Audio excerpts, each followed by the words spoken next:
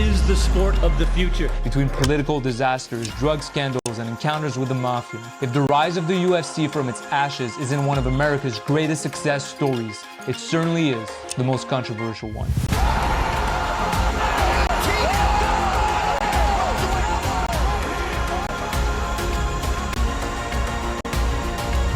It starts when the UFC's dying at UFC 27. It was nothing that what we expected. There was no energy in the crowd. We walk in the arena, 1/16 full. There's nobody there. I wanted to buy a program. They didn't have a program. I want to buy a t-shirt. You can buy a t-shirt.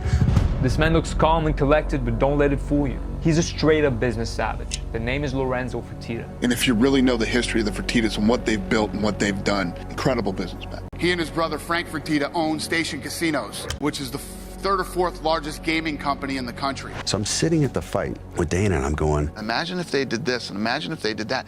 This thing could be big. either there's something really wrong with us or this business just isn't being run the right way. And you can blame it on these guys. He and Bob Merowitz founded the UFC in 1993 under Semaphore Entertainment Group, SEG. There was a quote from TV Guide after the first UFC. This is the bloodiest, most brutal spectacle in the history of mankind. It was one of those things you kind of wanted to watch, but didn't know if you should be. It was basically old marketing by the old owners just to make it sound crazy. If SEG made one key mistake, it was pissing off the wrong American hero. Well, eventually Senator John McCain stepped in. What it was at the beginning was human cockfighting. It was. I mean, I've seen people repeatedly getting smashed in the face with a guy sitting on top of them. That's not a sport. He said, what are you doing? You can't go put on fights that aren't regulated by the Athletic Commission. There was no referee. There was nothing. It was terrible.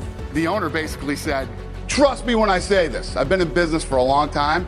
You can't mess with the government. Tell the government you're not going to do what they want you to do.